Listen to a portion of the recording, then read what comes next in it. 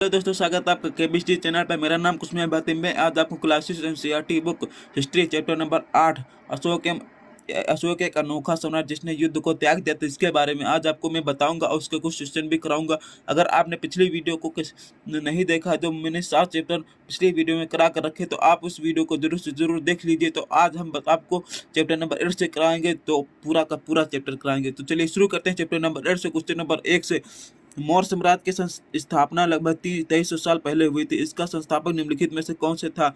बिंदुसार, बिंबिसार, चंद्रगुप्त मौर्य, चंद्रगुप्त प्रथम, चंद्रगुप्त मौर्य। तो option number D सही है।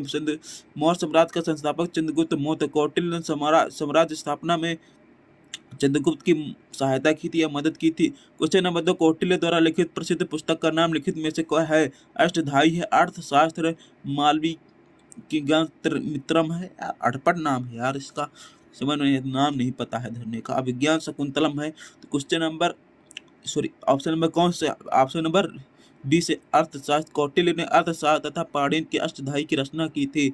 मालवी मालवी कंगिमित्रम और अभिज्ञान शकुंतलम कालिदास की रचनाएं हैं। ये नाम थोड़ा पढ़ नहीं पा रहा हूँ, इसलिए सॉरी। क्वेश्चन नंबर 3, मौर्य वंश के 3 महत्वपूर्ण राजा हुए। इन राजाओं का सही वंशानुक्रम निम्नलिखित में से कौन सा है? चंद्रगुप्त, अशोक, बिंदुसार, अशोक, बिंदुसार, चंद्रगुप्त, बिंदुसार, चंद्रगुप्त, अशोक, चंद्रगुप्त, बिंदुसार, अशोक। तो इसमें से आप बताइए कौन सा ऑप्शन सही? तो इसमें से ऑप्शन नंबर डी सही, चंद्रगुप्त, बिंदुसार, अशोक।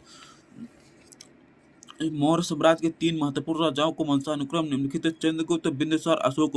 अशोक बिंदुसार का पुत्र था, बिंदुसार चंद्रगुप्त का पुत्र था। क्वेश्चन नंबर 4, मौर्य साम्राज्य की राजधानी निम्नलिखित में से कौन सी थी? पाटलिपुत्र, उज्जैन, तक्षशिला, सांची। तो ऑप्शन नंबर कौन से? ऑप्शन नंबर ए से पाटलिपुत्र। मौर्य साम्राज्य की राजधानी पाटलिपुत्र थी। उज्जैन, तक्षशिला और पाटलिपुत्र मौर्य साम्राज्य की महत्वपूर्ण नगर थे। तक्षशिला उत्तर पश्चिम और मध्य एशिया के लिए आने जाने का मार्ग था। उज्जैन उत्तरी भारत के दक्षिणी भारत जाने वाले रास्ते पे पड़ता है। क्वेश्चन नंबर 5, निम्नलिखित में किन स्थानों पर अशोक के शिलालेख प्राप्त हुए थे? कंधार में, ब्रह्मगिरी में, जेगोड़ा में, गिरनार में, लुम्बिनी में। नीचे दिए गए कोड की सहायता से सही उत्तर को चुनिए।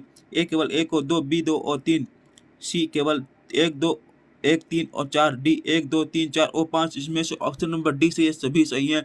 अशोक के शिलालेख कंधार, लंपक, मनसेहार, साहबा जगड़ी, कलसी, टोपरा, मेरठ, बहापुर, दिल्ली, लुम्बिनी, रामपुरवा, लोरिया, अरराज, गुज्जर, सारनाथ, कौशाम्बी, रूपनाथ, सांची, पनगुरिया, गिरनार, जगोड़ा, कलिंग, सोपरा, सन्नत, मस्की, युरगुड़ी और ब्रह्मगिरी। इन सभी स्थानों पर प्राप्त हुए। क्वेश्चन नंबर 6, कर और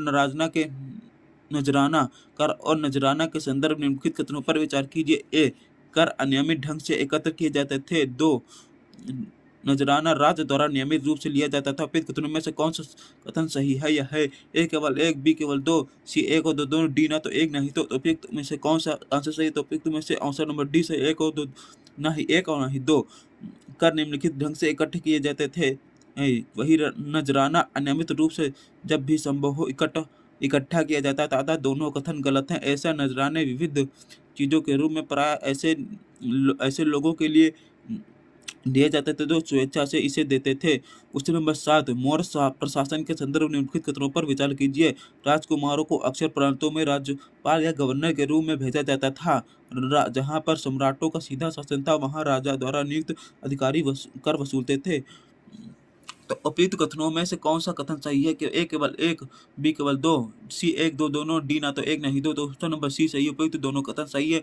कुछ हद तक छोटे क्षेत्रों या प्रांतों में पाटलिपुत्र के नियंत्रण रखा जाता था और वहां राजकुमारों को राज्यपाल के रूप में भेजा जाता था। पाटलिपुत्र और उसके आसपास के इलाकों को सम्राट का सीधा नियंत्रण था। यहाँ कर वसूल के लिए राजा द्वारा अधिकारी नियुक्त किए जाते थे जो राजा के आदेशों को उल्लंघन करते थे। अधिकारी उन्हें सजा भी देते थे। उनमें से कई अधिकारियों को वेतन भी दिया जाता था।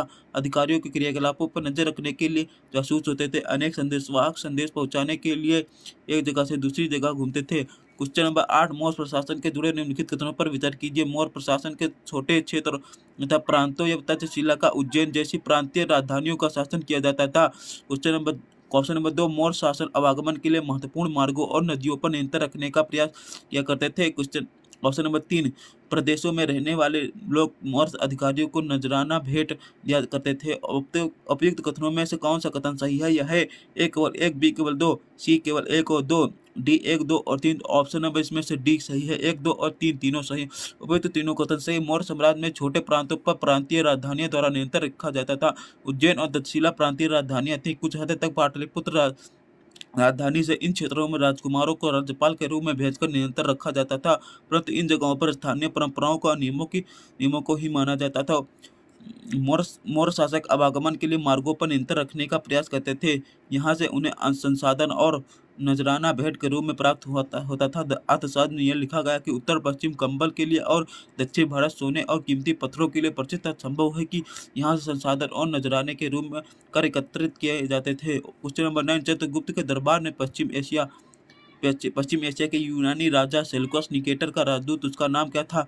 मेगास्थनीज, डेमेस्कस या डाइकेमस, फहान, हेनसांग। तो ऑप्शन नंबर ए सही, मेगास्थनीज चंद्रगुप्त मौर्य के दरबार में यूनानी राजा सेल्यूकस निकेटर का राजदूत था। डायमेस्कस है, डायमेस्कस बिंदुसार के समय भारत आया था। फहान चंद्रगुप्त विक्रमादित्य के काल में भारत आया था, जबकि हेनसांग हर्ष के काल में से संबंधित है। क्वेश्चन नंबर 10, मेगास्थनीज ने भारत को जो कुछ देखा था उसका विवरण दिया था। सम्राट के विषय में उसके विवरण के संदर्भ निम्नलिखित कथनों पर विचार कीजिए। एक, सम्राट के जनता को सामने आने से अवसरों पर शोभायात्रा के रूप में शासन होता था। उनके अंगरक्षक सोने या चांदी से सजे हाथियों पर सवार थे, जो कि कुछ अंगरक्षक पेड़ों को लेकर चलते थे। राजा सामान्यतः हथियारबंद महिलाओं से घिरे होते थे। उपरोक्त कथनों में से कौन सा कथन सत्य है? यह सत्य है, ए केवल 1, बी केवल 2, सी 1 और 2 दोनों, डी ना तो 1 ही ना 2। तो उपयुक्त ऑप्शन नंबर डी से 1, 2 और 3 सही है। 1, 2 और 3 सही है। उपयुक्त तीनों कथन सही। मेगास्थनीज के वर्णन से पता चलता है कि सम्राट सोने की पलकी से जनता के सामने ले जाया जाता था तथा उसके जनता के सामने आने पर शोभा यात्रा के रूप में जश्न मनाया जाता था। अंगरक्षक अलंकृत हथियारों पर सवार होते थे। कुछ अंगरक्षक पेड़ों को लेकर चलते थे। इन पर प्रशिक्षित तोतों का एक झुंड होता था, जो कि सम्राट के सिर के चारों ओर मंडराता था या चक्कर लगाता था।